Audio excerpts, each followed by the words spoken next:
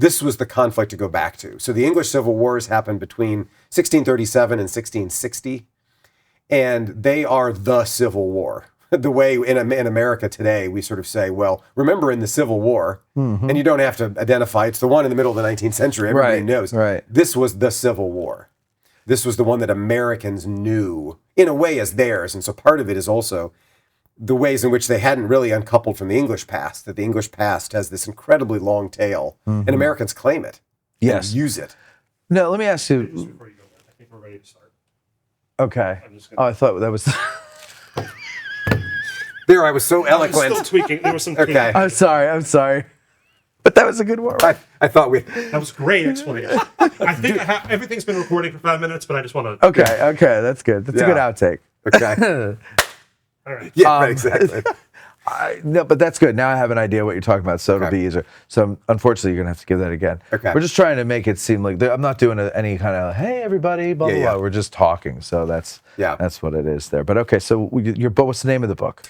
So the book is called Fighting with the Past, how 17th century history shaped the American Civil War. Okay. So it comes out in late September with UNC Press. So how does it shape the American Civil War? Because when I think of the rhetoric that I've read or heard in the American Civil War, it seems like a lot of people, maybe more so in the South, but I could be wrong on that, are focusing on the American Revolution.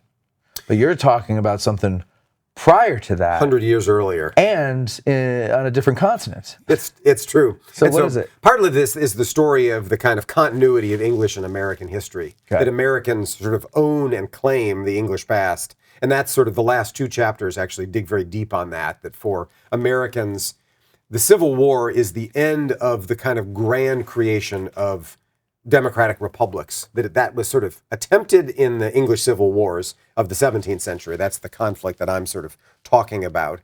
It is revived. It is sort of stabilized in the Glorious Revolution when William of Orange is made King of England. The American Revolution goes a long way towards establishing it, but of course the Revolution preserved slavery and in a way aristocracy because of the advantages that gives white Southerners. And the Civil War is the sort of final star in that crown. And there are a number of people that talk about that sequence specifically, that this brings us to a kind of full creation of a democratic republic. And that those are all necessary steps. It's a very Whiggish history in the old, these are the sort of original Whigs, these people that look at history as a kind of almost inevitably positive development of sequences around constitutional liberty. So there are plenty of Americans talking about the American Revolution, but I was surprised in just reading widely in the newspapers how many people were making references in a very casual way to the conflicts of the 17th century. These are the things that today scholars call the War of Three Nations. England, Ireland, and Scotland are all involved, or the English Civil Wars kind of collectively. And they happened between 1637 and 1660 when Charles II is brought back to the throne. So there's a different end than there is in the United States, and that's important. And Americans use that as a kind of shorthand to talk about both sides, and sort of every faction in the Civil War, the American Civil War, has a way to use that past. Yeah, so I was going to ask you, so both sides are using it. It's not just the South or the North, it's both. And so both sides are using it, and also particularly within the North, there is a strong difference in how American Northerners interpret that conflict. So the kind of root difference is between Confederates and Northerners. Confederates lamenting ultimately the regicide that happened. King Charles I is executed in 1649. He's the only English king ever executed by the state. And so that marks a kind of signal moment in English history. And he is a part of the Stuarts, and he is viewed by just about everybody except white Southerners as a kind of corrupt king who had claimed way too much prerogative. The English historians of the 19th century are very critical of him. They have accepted his execution as legitimate. But white Southerners wind up defending him. And part of what's fascinating to me is the way in which, depending on the analogies that we make, those analogies have the ability to kind of pull us, sometimes against our own best interests, into weird places. That is, rhetoric has a power of its own. Yeah, sure. And it pulls Confederates into a defensive monarchy. Well, yeah, and so you had mentioned that the revolution kind of preserves the Southern aristocracy and the slaveholding aristocracy. Is that why they're kind of more on his side? Because he's more representative of an aristocracy and kind of a caste system, if you will. They tried to avoid that word, of course, because they're living in a democratic society, but they talked about hierarchy. I mean, famously, Jefferson Davis is the one who I think sort of steps in it most obviously. He's got an address that he gives to the Mississippi State Senate in 1862 that's republished all over the place. And he says about the North was settled by the offscourings of the bogs of Ireland and Scotland, that it was Cromwell's people. And he actually, by sort of talking about the bogs and fens, he's using this very, sort of pejorative connotation of these are the poor, that what made up Cromwell's people, and then the people who come to inhabit the North are these kind of poor dregs. As opposed to us, who are descended from the Cavaliers. Yeah. And obviously, Twain, put his finger on this a long time ago, where he says, famously blames the Civil War on Sir Walter Scott. And we've tended to laugh that off, like all things Twain, it's sort of funny, insightful, and conceals just enough that in later years you might misunderstand it. But in fact, there is a huge importance to the cult of the Cavalier, not just in the romantic sense of, courtly balls and sort of jousting competitions, which white Southerners had, but the degree to which they self-identified with the Cavalier as opposed to his enemy, which was the Puritan. So through the late 1850s, white Southerners are writing about this, even before the war, where they say, we are the descendants of the Cavaliers. They create this complicated genealogy that's wholly at odds with the actual history of immigration to the North American colonies, but in which they are the only defendant. They are the descendants of the Cavaliers, and the Cavaliers are noble. You can read this, as a number of them say, in the physiognomy. The Cavalier was straight of carriage, and he had a noble Roman nose, and the Puritan was slouched, and he had this, what does one guy say? There's a Southern literary messenger, the namby-pamby, Gosselin-faced, rounded, robin-breasted Puritan. And they have this sort of silhouette, this kind of pot-bellied guy. And the Puritan, for them, is the embodiment of all that's wrong with what happens to the radicalism of reform, that it exceeds its sort of boundaries. Society may need some gradual change. But the Puritans, that is the enemies of King Charles I and the Cavaliers, in the English Civil Wars, the Puritans become possessed of a fanaticism. And as some of the writers in the DeBow's Review publishes some of these essays, or DeBow's Quarterly, Southern Literary Messenger, the abolitionists of the 1850s are the lineal and intellectual descendants of the Puritans because they are fanatics. And it winds up with them saying fanaticism leads to, for instance, an endorsement of liberty at all costs. And that's just crazy. Who would possibly believe that unvarnished freedom could be a good thing? So it puts them in this very awkward position of basically saying, I don't really believe in freedom. So let me make sure I'm getting this right in my head, because what I'm hearing is, with my memory of American history from school, it was the New World, right? And people came over here for religious freedom and everything. I guess that would be the Puritans, right? But it sounds like we also brought the old world with us, and they tended to ultimately be in the South. And our Civil War not only is an American experience, an American family issue, if you will, but it also sounds to me like it was an inevitable and necessary event in world history, because it kind of had to, in order for America to live up to the ideals of the Declaration, it had to kill the old world, the aristocracy. It had to kill that way of thinking. And unfortunately, they didn't go, yeah, you're right, our time is up, let's just, to create this new country. They wanted to hold on to it, and they were willing to bring it all down in order to keep that. And am I getting it right? Yeah, I don't know if I would say it had to, but certainly that's how Northerners framed it. I guess I'm a Northerner. That what you see in the Confederate spirit is an aristocracy of old. Wilbur Fisk, the Vermont soldier who's got such brilliant letters, says this. He says, slavery fostered an aristocracy of the rankest kind. Yeah. And Leonard Richards in his book on the slave power is quite clear about it, right? The 3/5 compromise gives Southern representation more power than it would ordinarily have. He's got this great little table that I always show my students with basically the number of extra votes that Southern districts had as a result of 3/5 of the black population. What that means is all white men are not equal. So if you're a white Northerner in 1850, you're looking at that and you're saying, that's not democracy. Democracy is one person, one vote. Right. Southerners have this extra thing where their property is counted on behalf of their voting in apportionment terms. So certainly Northerners lean more and more into the Puritan side of this, and particularly the abolitionists. And this is where metaphors and analogies can lead us to weird places. And as I say, for Confederates, it leads them to a kind of pro-monarchical position. And some people would say, well, given their generous sort of embrace of Napoleon III's ventures in his endorsement of a French empire in Mexico, Maximilian's efforts there, where they were quite cozy. Maybe they were, in fact, willing to see a monarchy. But on the other side, it's true as well. So the abolitionists wind up citing their Puritan ancestors. Wendell Phillips continuously through the war is talking about Cromwell. Cromwell is in the English Civil War, Cromwell becomes the military leader of the anti-Cavalier forces. He's not really a Puritan. I mean, he is a Puritan in spirit. He becomes the leader of what are called the parliamentary forces. And he's eventually appointed Lord Protector of England. They abolish the crown. After the king is executed, England is made a republic, and he is made the Lord Protector. He's effectively the king.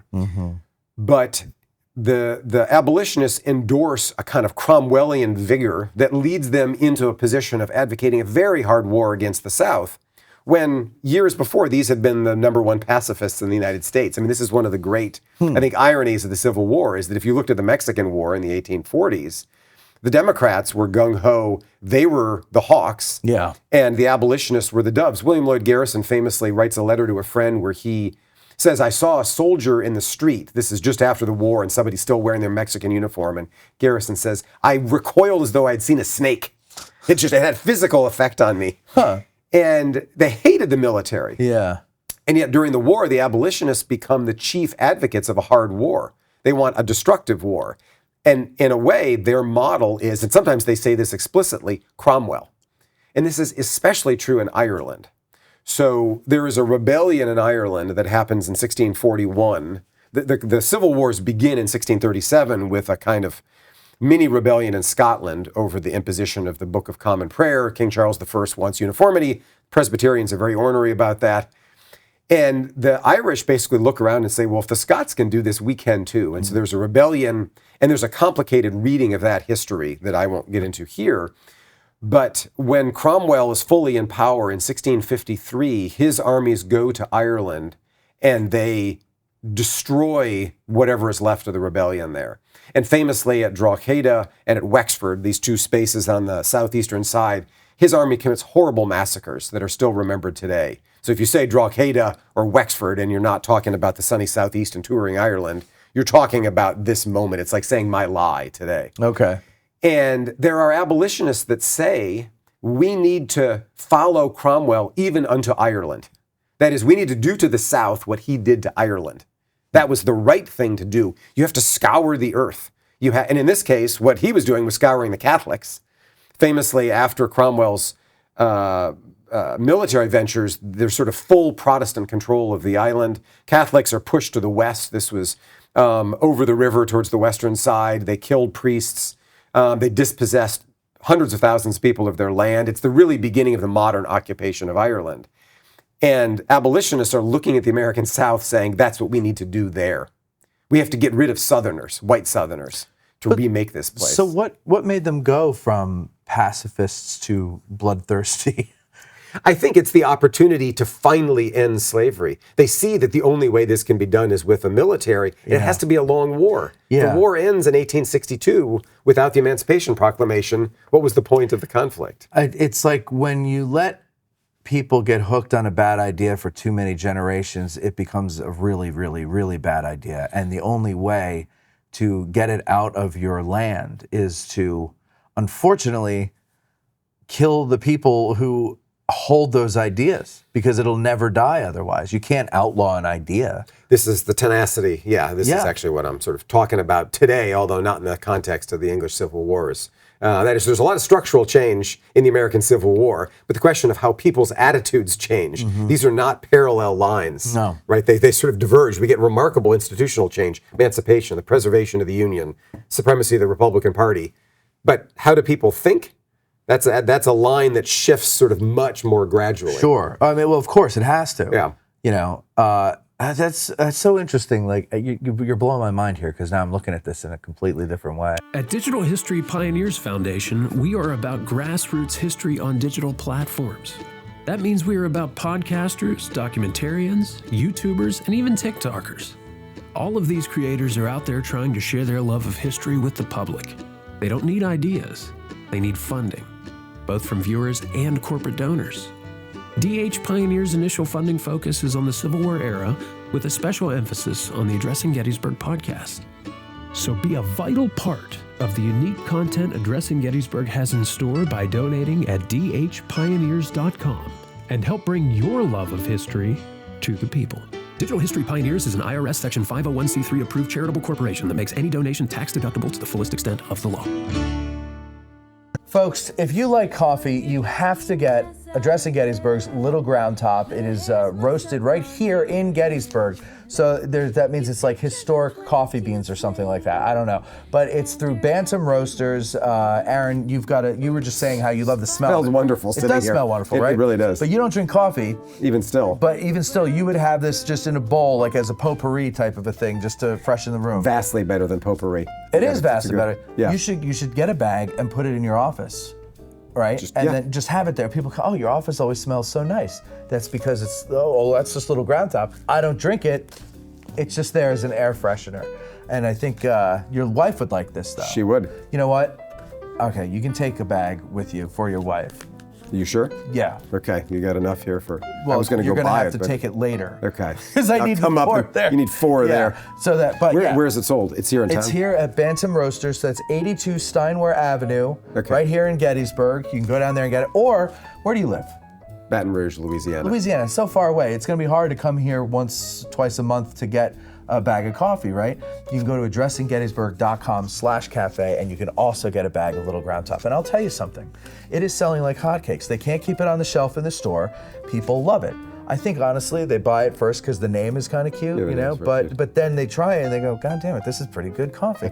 So they come in, they get some more. And I know we have people who order it, they subscribe to it on through addressinggettysburg.com/cafe. They get it every month. They can't stand it. In fact, just this morning, a guy sent me a picture of the bag of Little Ground Top. He had something on TV and he said, best way to start Father's Day weekend. He was probably watching Gettysburg now that I think about it. But the bag of Little Ground Top was right there in the thing. Anyway, 82 Steinware Avenue here in Gettysburg when you come to town, or addressinggettysburg.com/cafe.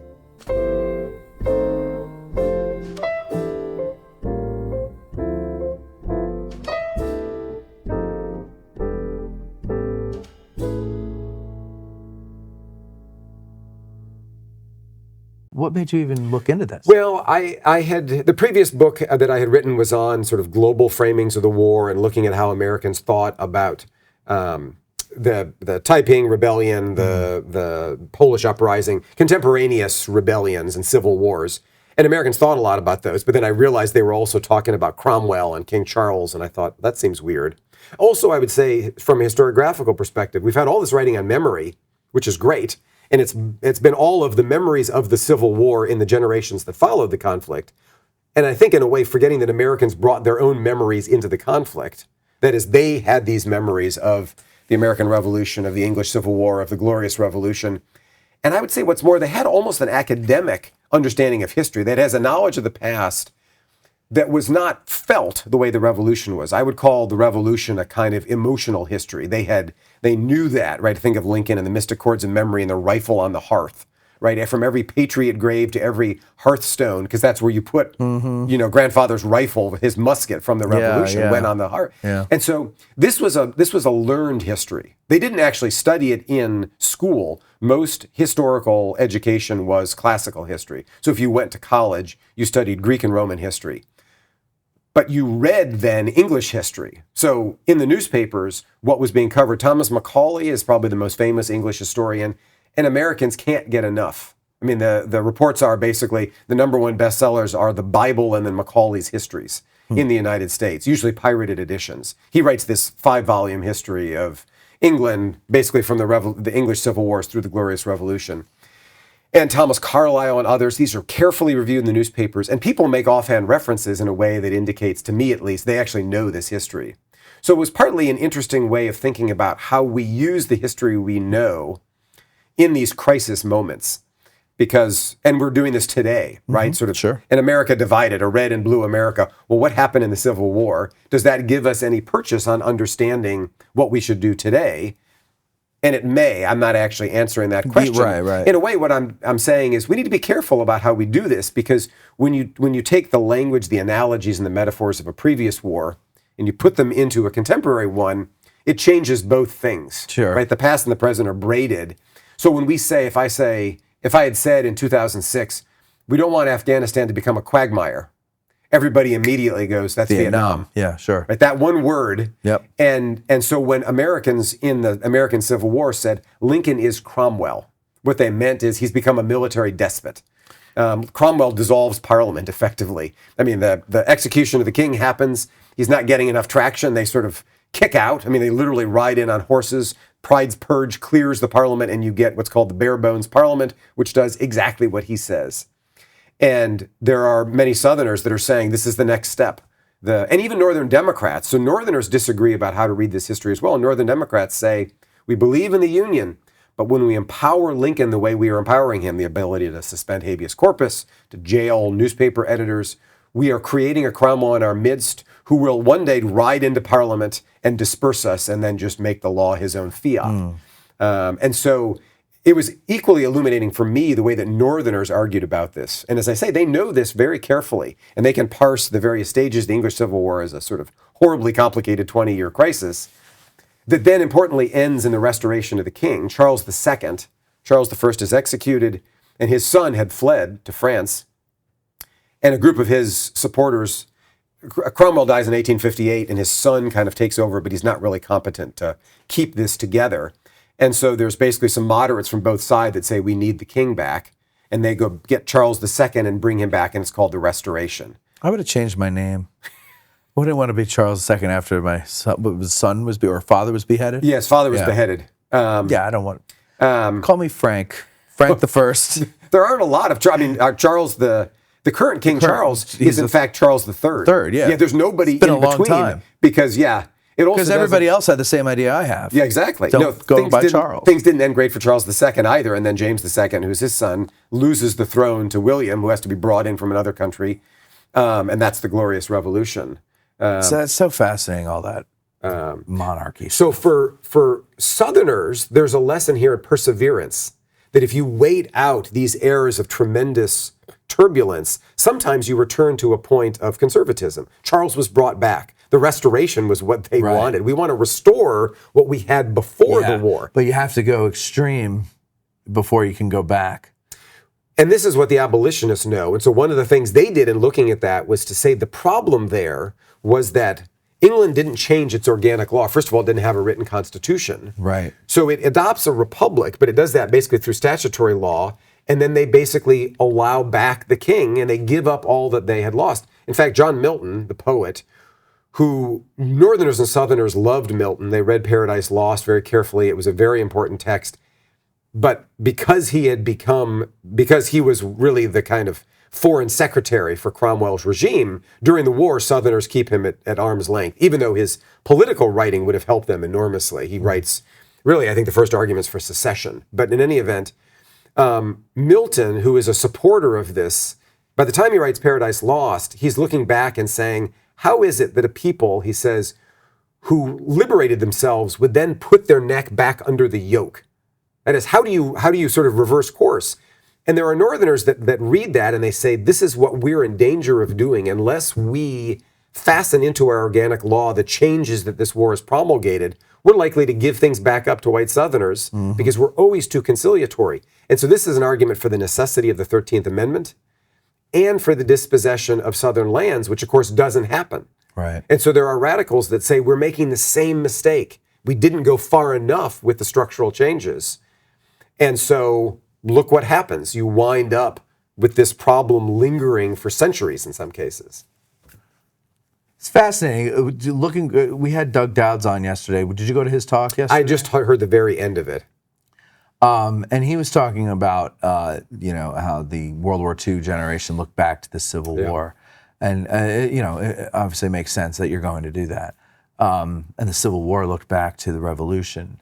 And these are all roughly 80 years apart, And now we're looking back to the World War II people. Yeah. And it is strange because the rhetoric brings back, of today, harkens back to the World War II era.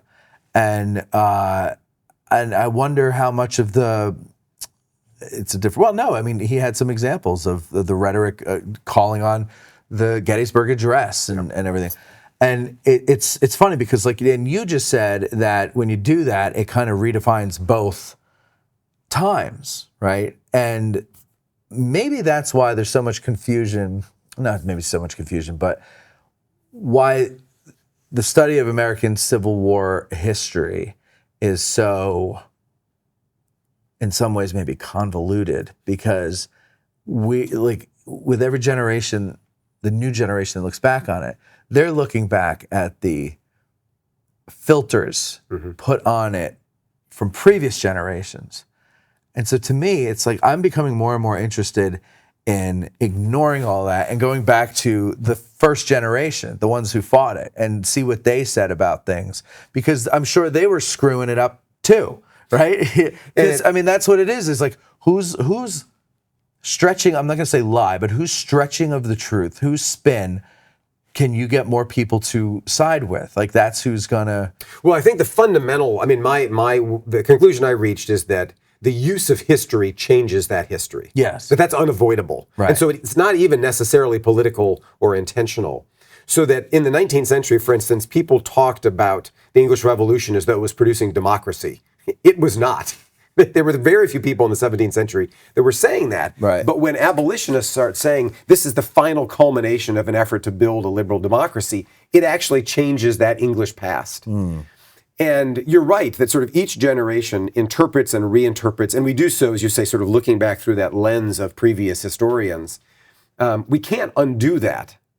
There are accretions there. I think being mindful of them, sort of when does it become that we start talking about the Civil War as a conflict between a industrial urbanizing North and a kind of retrograde agrarian South? Well, that's Beard. When do we talk about it sort of strictly in terms of slavery? Well, that happened both early on and then it happened, with McPherson and Battle Cry of Freedom.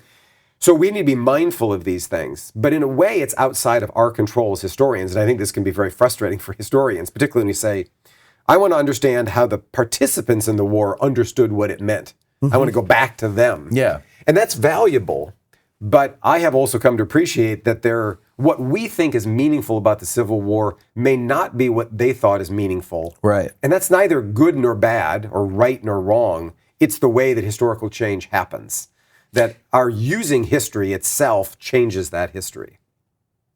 You think, is that just, I mean, obviously it's an inevitability that, and I'm sure it's any country, their study of history is done the same way and it's influenced by the same things. But do you think that's is it like a meddling with history, or is it like, what is behind that? Is it just the way we are? Or is it almost an arrogance that, well, we're of the modern age, so we know better, and so we can look at them, whoever them is, and judge them? Because I do see a lot of judgment in modern history, which I don't really look to my historians to be moral arbiters, to tell me what to think about people. I want them to tell me, what did they say, what did they do, and let me decide for myself. Yeah. But I see less and less of that objectivity and more trying to sway me one way or another. But that's not new. That's always been the case. It's always been the case, and I don't think that it's not American. I mean, part of what's fascinating about this is that these are Americans using someone else's history. Right. It's not a national history. So partly we've always talked about memory as a product of nationalism and of national history, and here you are actually using another country's history to kind of navigate yours. It's sort of at arm's length, which makes it both more useful and less useful, right? It has less emotional kind of current running through it. But on the other hand, you can do more with it, and you can sort of convince people that this is. I know that they were trying to build democracy, and 19th century Americans say, sure, if you tell me that's what they were doing, that's what they were doing. Right. And I think that the friction here is between history as what happened in the past and history as what we interpret and how we understand what happened in the past. And there's tension there. And that tension, it inevitably changes. That is, we need historians who are able to interpret the past in ways that are useful to us today. Otherwise, we're writing antiquarianism. If it is strictly sort of this is what that person said then, and it's not interpretive, it's not going to actually do anything for people today. And the challenge for us is that those needs change over time. Yeah. In World War II, people needed to hear something different about the Civil War than they did in 2025, and that they hopefully will in 2075. And so I don't view that as sort of nefarious or as something that is deliberate. It sort of exists in that charged space in between the lived past and the interpreted past. And that history is an interpretive discipline. Yeah. It's part of the humanities, and we make arguments. Well, and also we get to see it from a 30,000-foot view, whereas at the time the participants didn't. It was ground level, and it was whatever they could see in front of them for the most part. So they didn't know necessarily that this particular small action that's happening in the periphery of some major battle actually made it so that the victor could win. Right. We know that because we could see the whole campaign.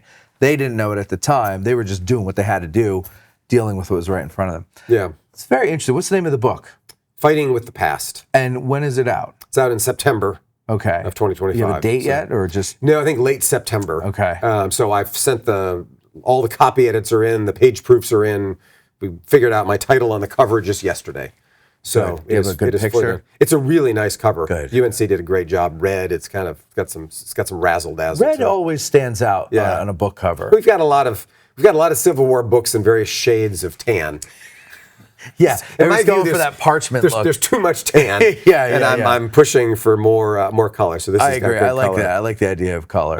Yeah. And it was just a fun book to kind of, as you say, raise these questions about how we think about the past. Yeah. How we think about history. Well, so when it's out, send me a copy, Yeah, and for sure. and we'll have you on. We'll talk more in depth about it, where I could actually prepare. That'd be great. But I really Great. enjoyed this. Thanks, good. Thank you for It was doing fun. this. I Yeah. appreciate it. Pleasure A lot as of always, fun. man. Yeah. Thanks.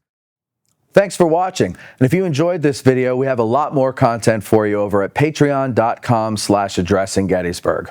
Also, you can make a tax-deductible donation to help support more videos like this at dhpioneers.com.